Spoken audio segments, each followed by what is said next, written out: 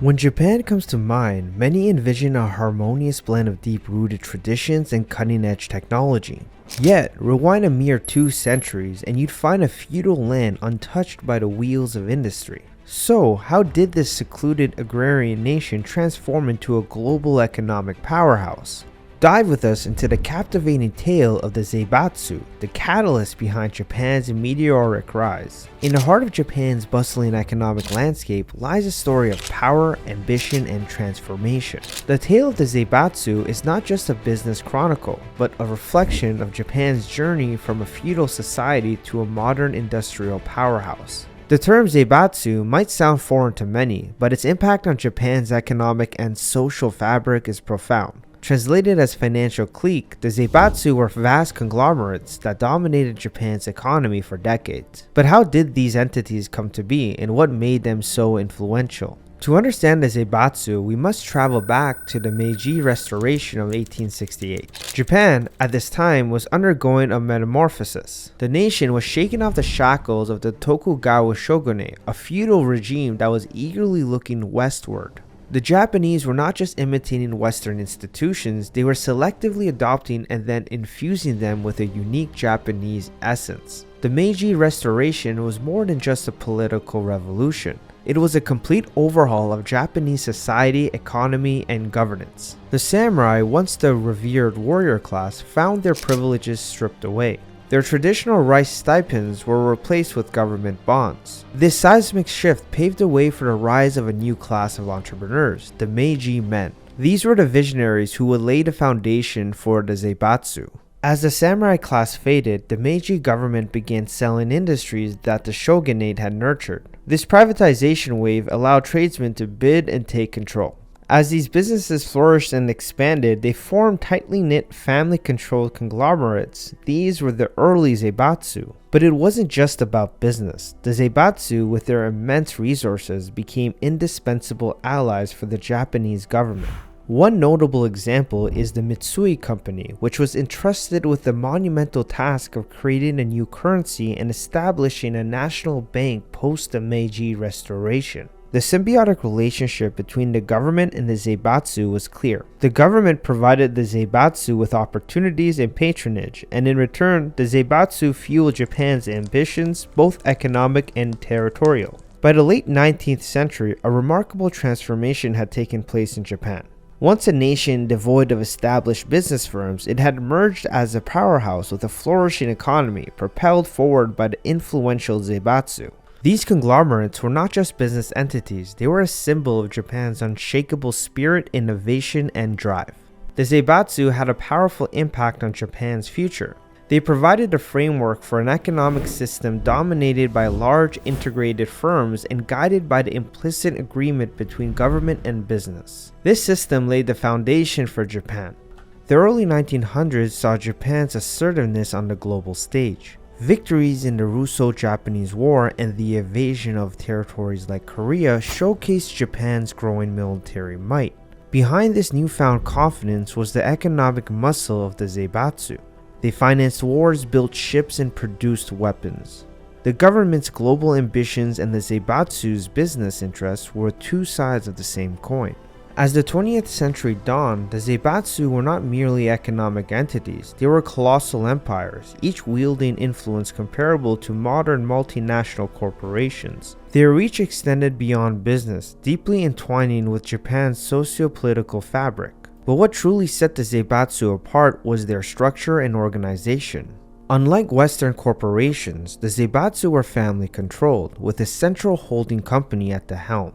This allowed for quick decision-making, ensuring they could adapt and capitalize on opportunities swiftly. Their businesses spanned various sectors, from banking to manufacturing and from shipping to mining. This diversification was their strength, making them resilient to economic downturns. However, it wasn't just about profits. The Zaibatsu played a pivotal role in Japan's modernization. They did this by investing in infrastructure, research, and education. Companies like Mitsubishi and Sumitomo set up research labs, bringing in experts from the West, fostering a culture of innovation and learning. The ripple effects of these investments were felt throughout Japanese society. An educated workforce, cutting-edge technologies, and a robust infrastructure set the stage for Japan's economic miracle in the decades to come. Yet, with immense power came immense responsibility, and not all was rosy. The Zaibatsu's dominance meant that smaller businesses often found it hard to compete. Their vast networks and deep pockets allowed them to monopolize entire industries. This concentration of power led to growing resentment. Critics argued that the Zaibatsu were more than just businesses. They were political entities who were allegedly influencing policies and shaping national agendas. The 1920s and 1930s were tough times globally. The Great Depression had sent shockwaves through economies worldwide. Japan was no exception. However, the Zaibatsu, with their diversified interests, managed to weather the storm better than most. Their resilience further solidified their position in the Japanese economy. As the 1930s drew to a close, the winds of change were blowing. Japan's militaristic ambitions were on the rise, and the nation was on a collision course with global powers. The Zaibatsu, for better or worse, were inseparably linked to these ambitions. As Japan marched into the 1940s, the relationship between the Zaibatsu and the state would undergo a transformation, one that would challenge the very foundations of these conglomerates. In our next segment, we'll delve into this critical period, exploring the Zaibatsu's role in World War II and the profound challenges that await them in its aftermath. As the 1940s dawned, the world found itself on the brink of another conflict. Japan, with its imperial ambitions, was at the forefront of these tensions. The nation's trajectory was set, and the Zaibatsu, whether by choice or circumstance, were deeply entangled in this march towards war. The onset of World War II saw the Zaibatsu's industries shift their focus. Their vast factories, which once produced consumer goods, now churn out weapons of war. Ships, planes, and weaponry flowed from their production lines, fueling Japan's military machine. The government, recognizing the strategic importance of the Zaibatsu, forged even closer ties with them. It was a symbiotic relationship. The state provided resources and protection, while the Zaibatsu ensured a steady supply of war material. But this alliance was not without its challenges. The Zaibatsu's centralized family control structure, which had been their strength, began to show cracks. The rapid pace of wartime production and the government's increasing demand strained their resources. But also, the war disrupted global trade, cutting off the Zaibatsu from vital overseas markets and resources. As the war progressed, Japan's initial successes began to disappear. The tide turned against the Axis powers, and Japan found itself facing an increasingly formidable Allied force. The bombings of Hiroshima and Nagasaki in 1945 marked the end of World War II, but they also heralded a new era for Japan and the Zaibatsu. Following Japan's surrender, the Allied forces led by the United States began their occupation. One of their primary objectives was to dismantle the power structures that had supported Japan's militaristic ambitions. And at the top of this list were the Zaibatsu.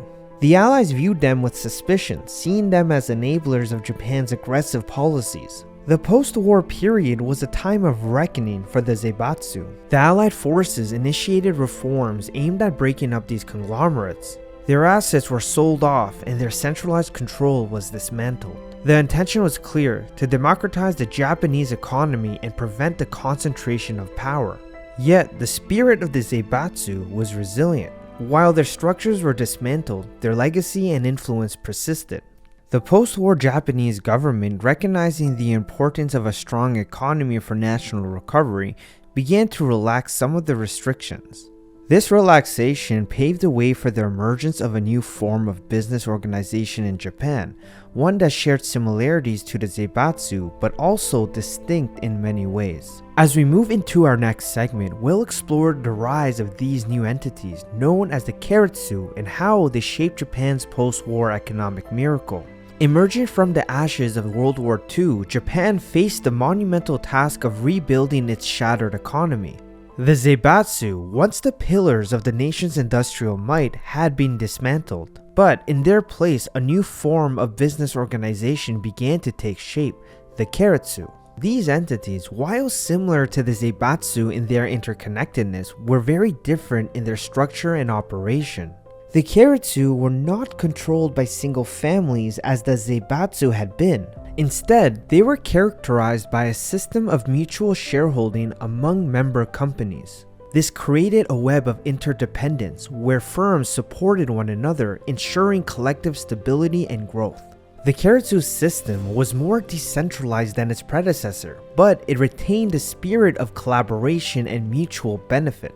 This new business model was instrumental in Japan's post-war economic recovery. The government, keen on reviving the economy, played a pivotal role in fostering the growth of the Keiretsu. They did this by implementing policies that provided administrative oversight, cheap credit, and a protected business environment.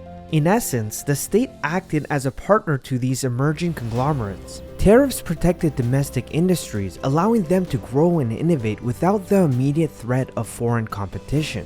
The Keiretsu thrived in this environment. Rather than focusing solely on short-term profits, they emphasized long-term market share and sustainable growth. This long-term vision, coupled with the support of the government and the interconnectedness of the Keiretsu system, led to rapid economic development. Companies within the Keiretsu were quick to adopt new technologies and innovations, often repurposing ideas from foreign firms and adapting them to the Japanese context. However, this rapid growth was not without its challenges. The emphasis on market share sometimes led to overextension and the accumulation of bad corporate debt. The system's strength, its interconnectedness, also became a potential weakness. Problems in one company could ripple throughout the entire Keiretsu organization, threatening its stability. By the 1980s, Japan's economy was booming, and it seemed primed to overtake the United States as the world's leading economic powerhouse. The Keiretsu were at the forefront of this ascent. However, as with all economic cycles, this period of growth was followed by a downturn. The bubble of cheap credit burst, leading to a severe recession in the 1990s. This economic downturn, often referred to as the lost decade, posed significant challenges for the Keiretsu system. The lost decade of the 1990s was a challenging period for Japan. The economic bubble had burst, and the country grappled with stagnation and financial crises. The Keiretsu, once seen as the bedrock of Japan's post-war economic miracle, faced existential challenges. Many banks, which had been central to the Keiretsu system, found themselves on the brink of collapse. Companies started merging, often making it harder to tell one Keiretsu from another. Yet, even in the face of these challenges, the spirit of the Keiretsu persisted. While the formal structures weakened, the informal relationships between companies remained. These ties, forged over decades, continued to influence business practices and decisions. Both the Zaibatsu and Keiretsu embody an ethos of mutual support and long-term vision that has endured throughout time. Over time, the Keiretsu adapted to the changing economic landscape. The practice of mutual shareholding began to dissipate, replaced by a focus on core competencies and strategic alliances. Companies became more selective in their partnerships, seeking collaborations that offered clear synergies and benefits. Yet, even as they evolved, the Keiretsu retained their emphasis on collaboration and mutual benefit. Today, the legacy of the Zaibatsu and Keiretsu is evident in Japan's corporate culture and business practices. While the names and structures may have changed, the principles that underpin these systems remain influential. They serve as a testament to Japan's ability to adapt and innovate, drawing from its history while forging a path forward.